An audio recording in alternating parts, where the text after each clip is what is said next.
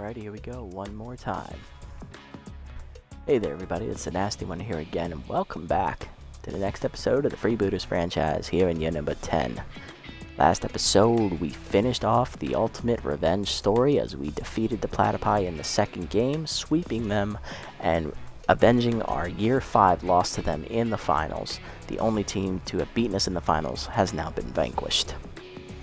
And that capped off an incredible run where we swept the Herbisaurs, the Blowfish, and the Platypi en route to our 4th championship here in 10 seasons.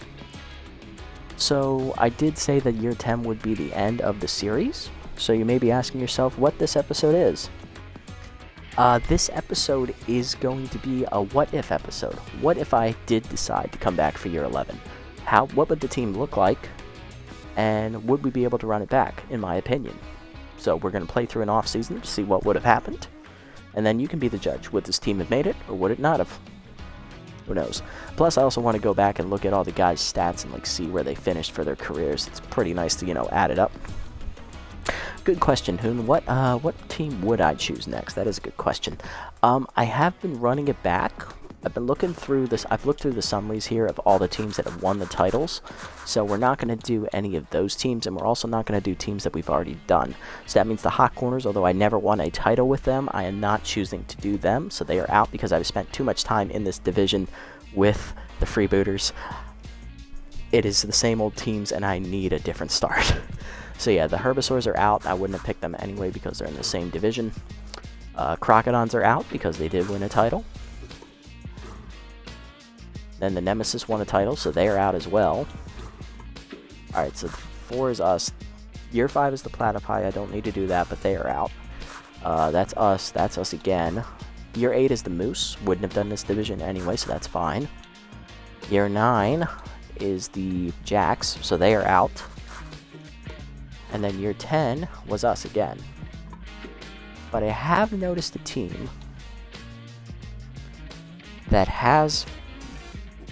I don't think they've even made the playoffs, actually, if I look through this one more time, just in more detail. Okay, so they have made the playoffs, I think. So that's the B-Wolves. Oh, I don't think they made the playoffs, actually. Hold up. Oh, they have. Okay, yeah. Okay, some of them have made the playoffs. Okay, so it looks like every team basically has made the playoffs, but I am going to be choosing a team that starts with pitchers hitting. I'm going to try, I haven't done a rebuild with a team that has a pitcher focused, with a pitcher lineup, so I kind of want to do that, so I will be switching conferences, just to also, get a fresh set of players that, we don't normally see in my rebuilds, because I'm on the other side where we have a DH all the time, so it's going to be nice to, have to, work in the strategy. Pitchers coming up, do I have to pinch hit? Who do I have in the bullpen? Is this going to work? I think that adds another layer of difficulty to the whole thing because you got to manage pitcher fatigue as well in these situations. So it's going to be a team on the opposite side, but that also means it's, if we look at the season standings here, let's just go. So it's not going to be, so by proxy, the Platypi are out because they've won a title, so are the Jacks, so are the Nemesis, so are the Crocodons. So that leaves the Buzzards, the Overdogs, the Heaters, the Grapplers, and the Wide Loads. Now, all these teams, and the B-Wolves, all of these teams have made the playoffs at least once. So it's not like I'm going to a team that hasn't made the playoffs. But if I had to pick a team to do this with,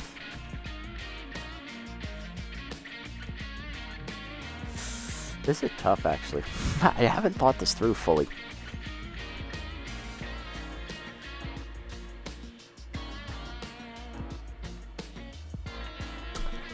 I'm going to do the team that has had the longest gap since they've had a playoff berth. And that team is going to be the Buzzards, because the Buzzards have not made the playoffs since year 1 of this series. As you can see in the last season, they finished 7-9 and they missed the playoffs because they lost their last game. So it is going to be the Buzzards. We're going to be working with a pitcher lineup, so that's going to be fun. And I'm excited to get that content coming out to you. I'm probably going to start it tomorrow, so look forward to that. But yeah, that's the big team reveal. It will be the Buzzards.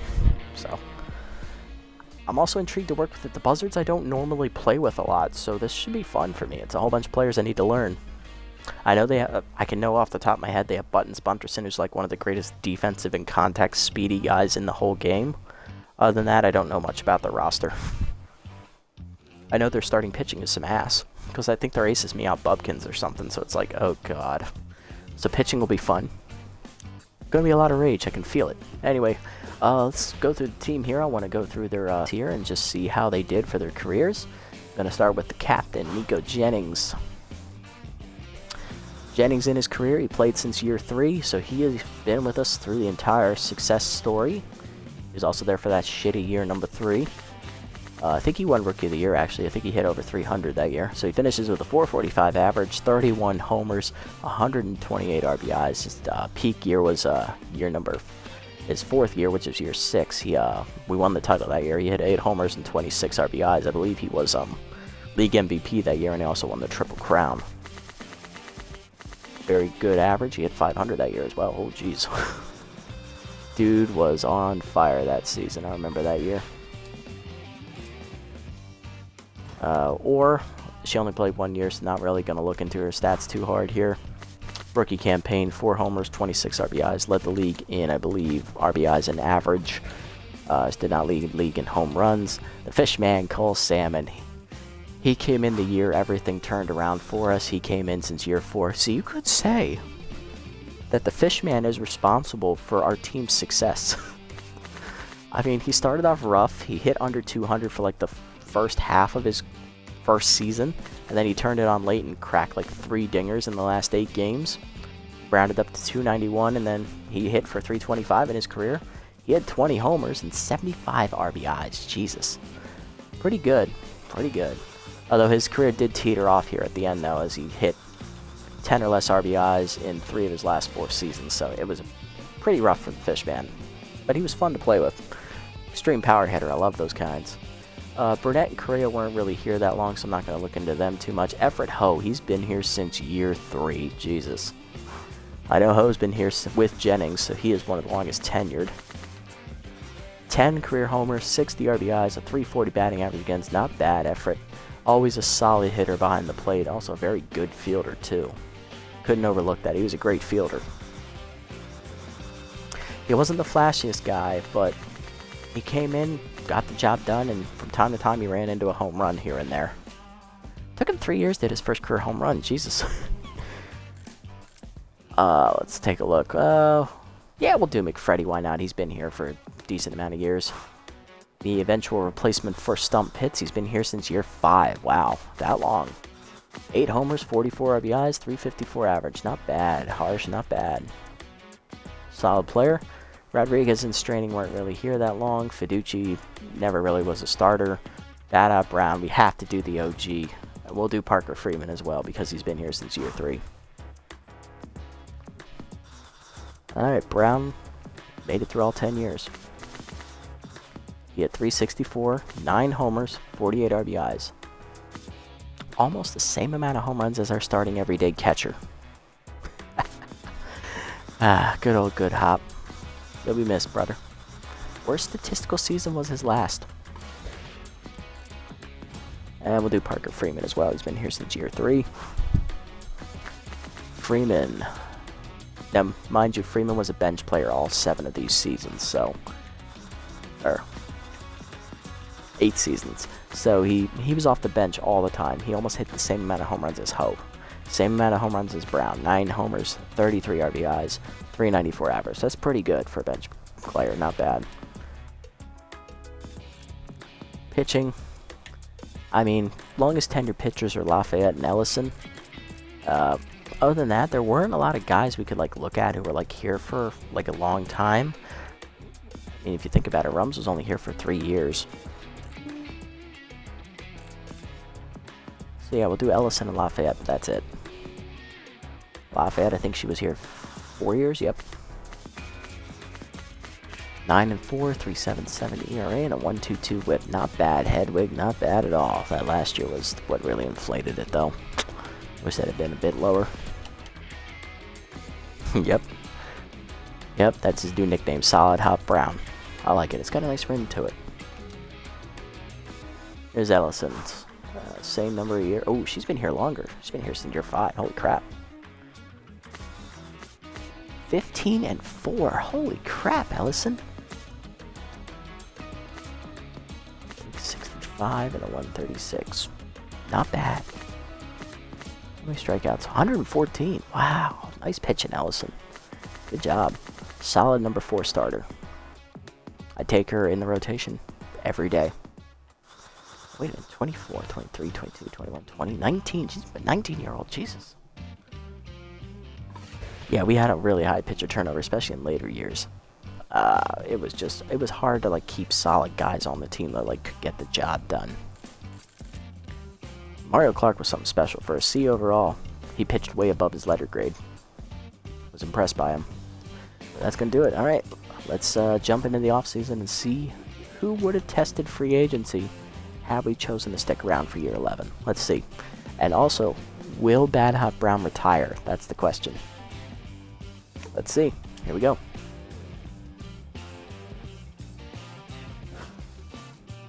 Wow, we went up 15 million. Bad Hop knew it was the end of the series, and he left.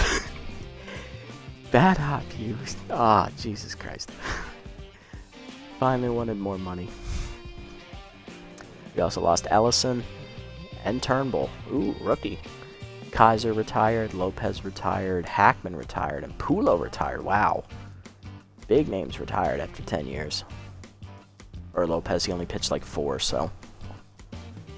Interesting. So it would have been Turnbull, Ellison, and Brown.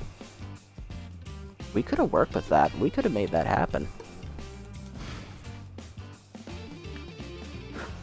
Alright. So, well, if we were to do this, we would definitely be re-signing Brown just because, you know, nostalgia, we need him back, obviously, and he would be able to be re-signed pretty easily, I think. Ellison would probably have been a no because of how good she was. Noel's out there. Ooh, we could have signed Winnie. Damn you. But yeah, in that case, I would have gone for someone like Stevens. Anana, I believe that's how you pronounce that? And then Gavin Waller, another young arm, as well as Mekhi McLean. Wow. And you got Hudson Knox and Sid McDonald. Oh boy, wow. Would have avoided those two. They have walk prone. Compose for McLean. Huh. So yeah, I would definitely target these 3. And I would have tried for Ellison, but I don't think we would have gotten her. And then I probably would have also looked to get rid of Lapata just because of how old he is.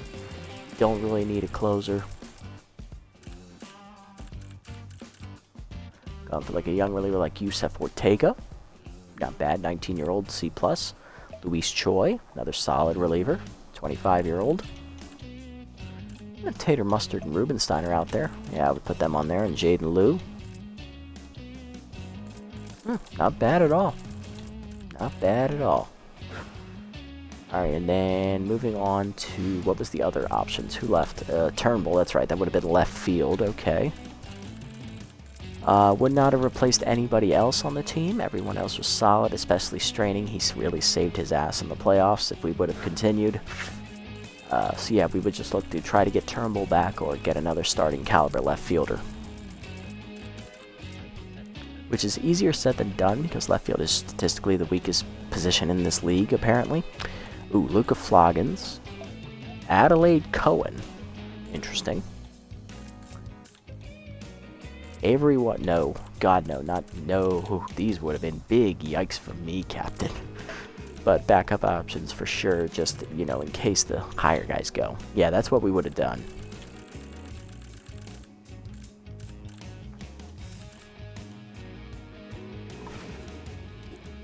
Alright. Let's see if we could have gotten this done. What would have happened? I'm just going to skip 10 right off the bat and just see what would have happened, so. Not going to hang around here too long since there wasn't really a whole lot of interesting stuff here that happened. Was surprised that, I think Brown, like, knew the series was ending, and he's like, you know what? Now's the perfect time to test free agency. I gave you 10 years of my life as a cheap backup. Now I want more money. Money that we wouldn't have had because we didn't have the budget.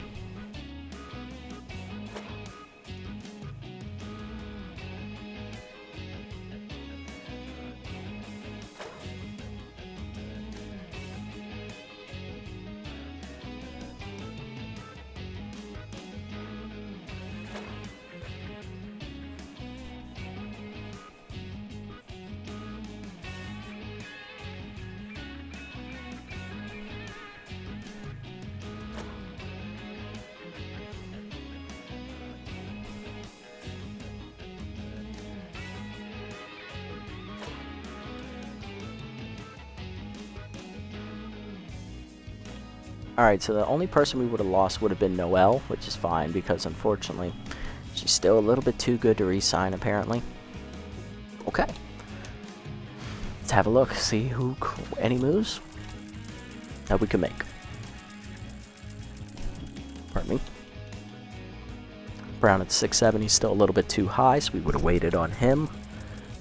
Left field, let's have a look. Turnbull, 10 million, probably right in the pocket. Floggins is close, 8'8". Who would have been the better player? Floggins would have been a solid hitter, better speed, better contact. Not as good of an arm or good of a fielder, but it is left field, so it's not really detrimental to you to have a, weak corner outfielder. Cohen, better fielder than Floggins. Better arm than Floggins as well, so the better defensive player. Speed was the same as Turnbull's. Same contact, just a little less power. And she has RBI man to boot. Ooh, she has RBI man to boot. I just saw that. Interesting. Juarez, probably going to avoid this cat. He's just on here in case the others get signed. Gibbon, same thing. Probably going to avoid her as well. And for pitching, Allison 9'9", a little high.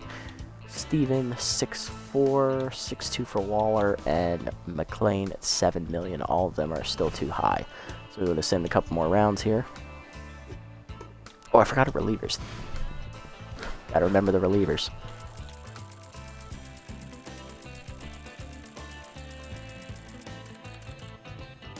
$4 million, 4-3. Okay, not bad.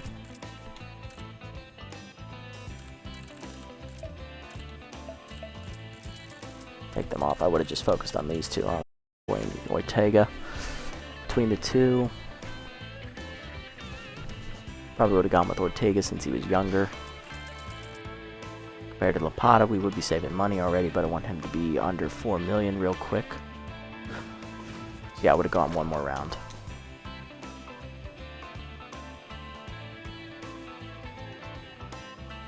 Everybody makes it. Surprising.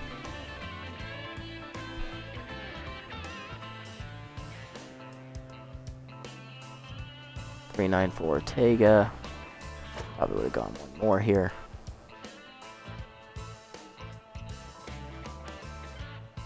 Everybody makes it again.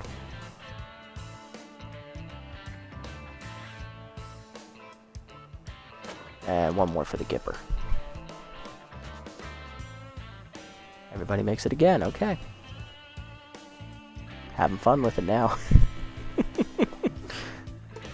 Alright, let's make some moves here. Alright, so where's Bad Hop? How's he looking? 6 mil, still a little high. Turnbull, 9-1. Probably about in the pocket for where you would sign him for. What was he making last year? He was making 6.9, so yeah, probably not going to get him for that cheap again, unfortunately. Turnbull did have a decent year. Not the flashiest guy, but he was a solid left fielder for sure. Floggins, a little bit more expensive. Cohen is 6'5" with RBI man. Juarez at 2'7", yeah. And Gibbon at 1'9".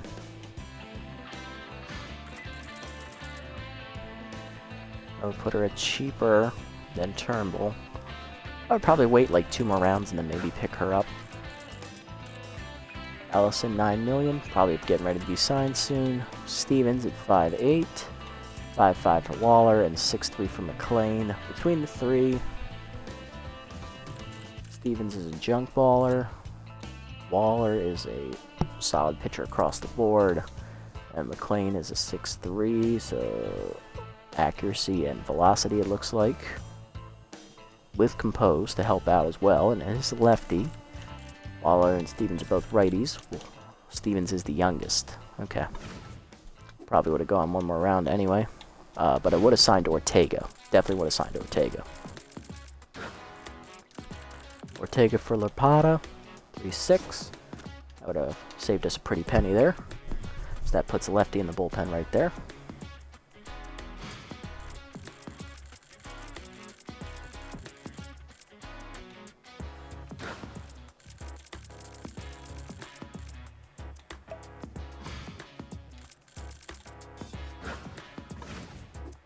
Alright, then we would have waited another round.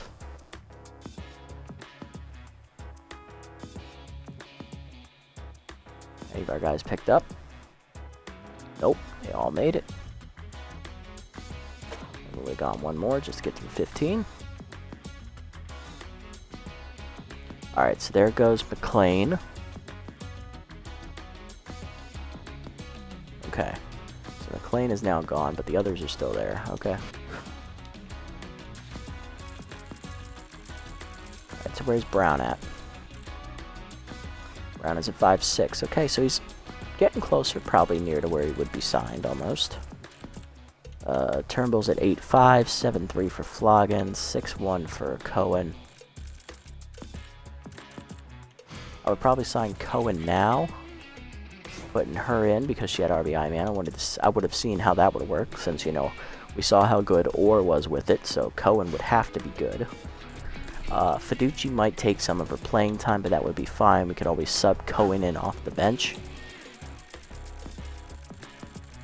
So that would have taken that position away. I would have seen where Turnbull went.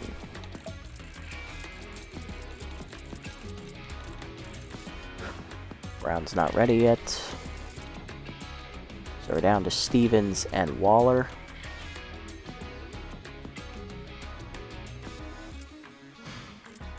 Ellison was making what? Ellison was making 5'2". Okay, so we want something 5'2" or less. For pitching, Waller is at 5'2". Between the two of them, Stevens is younger. Waller is solid. Ellison was also always solid, so Waller reminds me a lot of Ellison, but he's coming in 4 years older, so he doesn't have as lot of room to grow as Ellison would have had. Stevens comes in at the same age Ellison would have been. And because we saved money on picking up Cohen for Turnbull, we would have had the money to splurge on Stevens. So yeah, we could do that for Stevens right now, bring him in. Then we would have seen where Ellison went.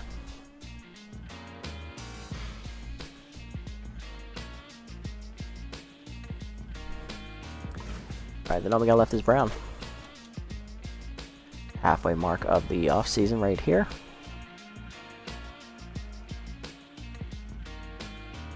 Brown down to 5'4", still probably not ready.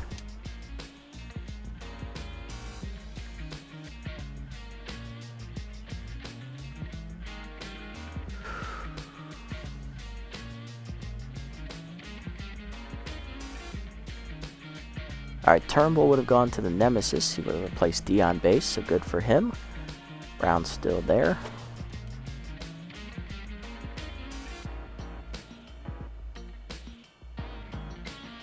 Five 5-1 for Brown, okay.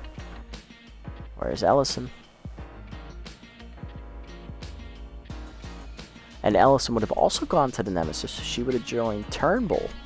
Interesting, okay. I like it. Teammates sticking together, I like that. I'm also going to star Lapata. I want to see where... I don't think he would have been signed, but I want to see if he would have been signed. Where's he at? There he is. I would have kept going because Brown's still not cheap enough for me yet. 5-3. 5 mil for Brown. Still not cheap enough. I would have kept going. This would have been round 20. Probably would have picked him up after this round. He's at 4.9. That's probably what I would pay him. Just because, you know, it's Bad Hop. You know, you can't be mad at Bad Hop. I would have signed him.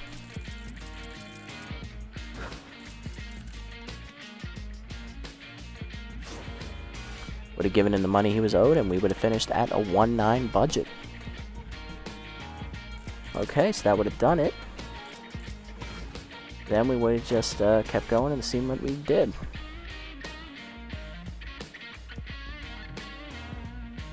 Pota's still out there.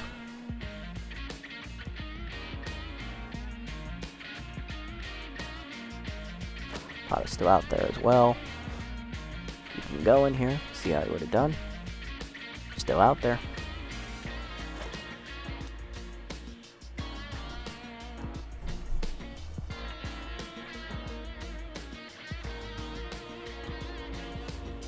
And he's still out there. Wow.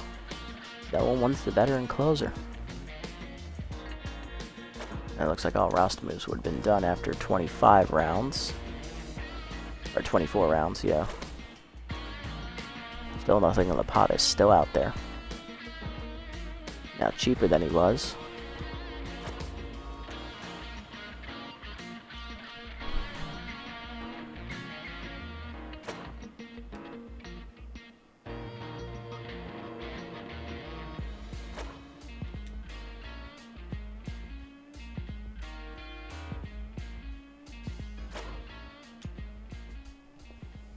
Alright, then we reached the last round. And he's still out there. Wow. Damn. Alright. So were there any good free agents that we would have picked up? Well, let's have a look. Manley. Way too expensive. Corker. Duffers. Rush. Nobody I'm interested in picking up. Trunk. DeMarco. Theodore McClure would have been a good one for left field. A little bit more expensive than Cohen, but actually not as much of an upgrade as I would have thought. Interesting. Yeah, the RBI man makes Cohen more valuable. I mean, compared to Fiducci, still not as good. Fiducci is a better player. Piper Undermeyer. What a name. Burnside, of course. Stiffs. Ox. Then after that, nothing really. Okay. And then for pitching, were there any good? Well, Charlie Best, obviously. I mean, it's Charlie Best. I mean, come on. Quint Pennington, always a solid starter. Archibald McLongthrob. I mean, you gotta look at McLongthrob here. He would have been an upgrade over Stevens and an upgrade over Barry, but Barry pitches much better than he does.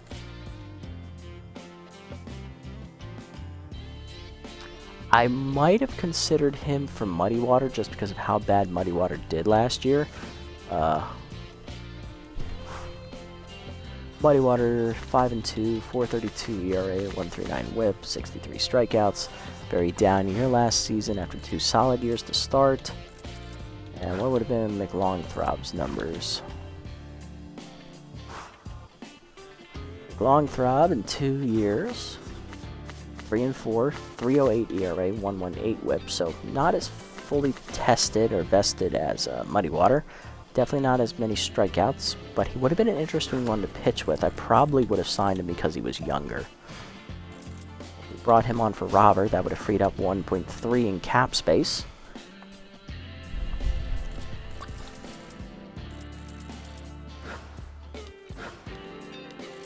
Then looking through the rest of the pitchers, I would have seen where Robert would have went eventually. There's Tolbert, who, despite being a step up over Ortega, doesn't really offer much considering how old she is. The Betts, I wouldn't have worried about her, or Hayes even. He's not even as good as he used to be. After that, there's not much left. So yeah, that's all I would have done. And then we would have advanced, and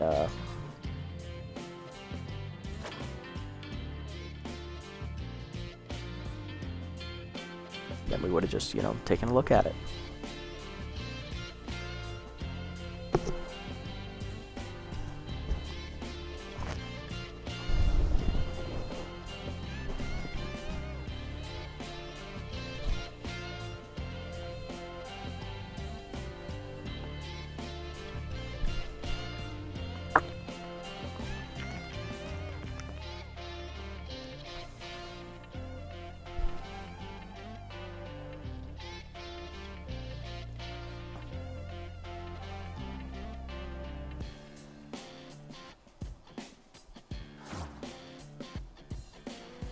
Alrighty.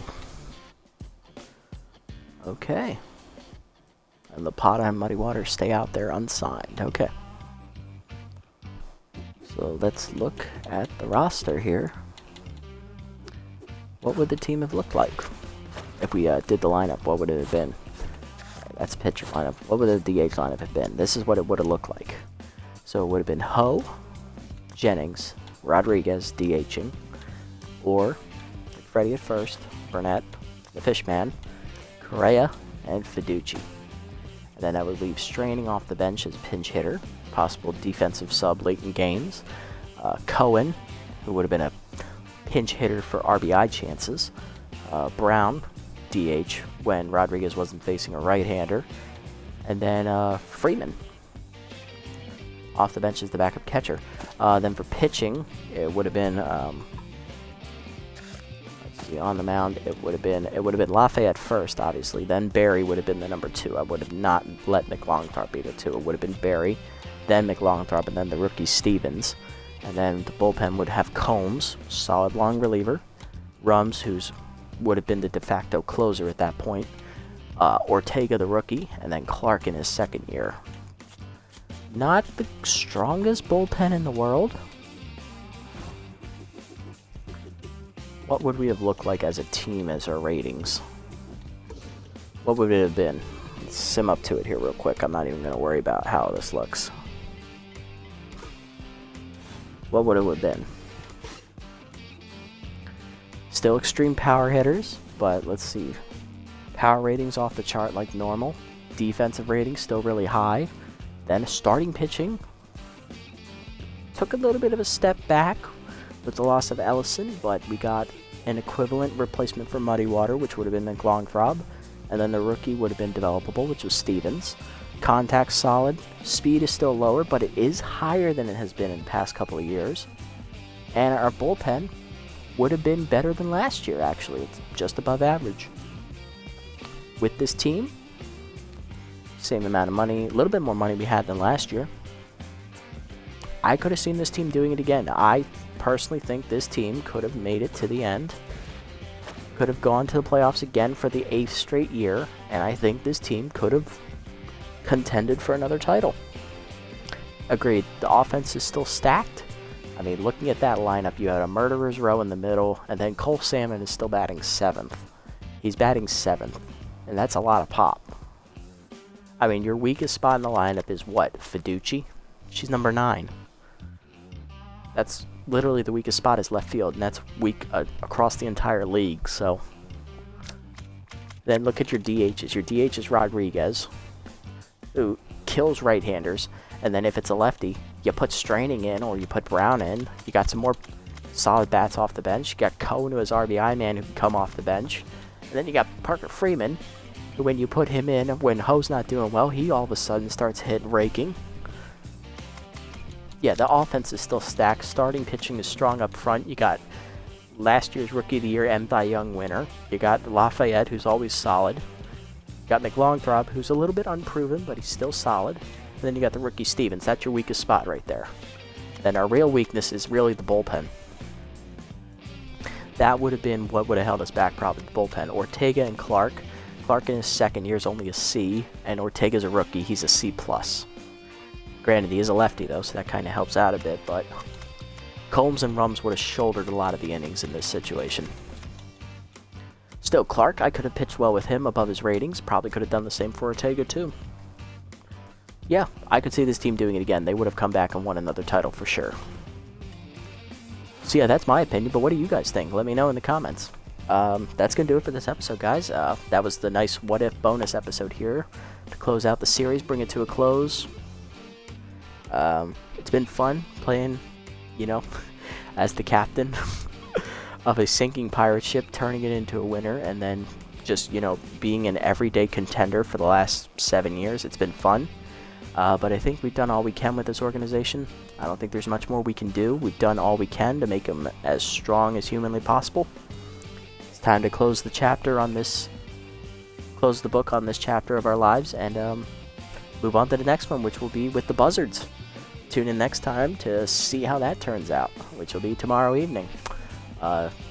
Thank you so much for all the support, guys, on Twitch and YouTube. I know you guys are going to be sad seeing this series go, but don't worry, we got another one to replace it, and hopefully you enjoy that one even more. And I can't wait to see the reaction to this.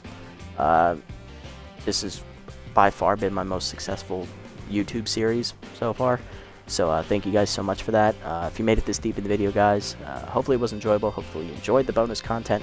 Leave a like, leave a comment, subscribe to the channel. And I'll see you guys next time with a new team, a new batch of colors, and a new set of faces, and we look to turn that team into a winner. Until next time, this is the Nasty One, signing off. Set sail, Captain. Our job is done.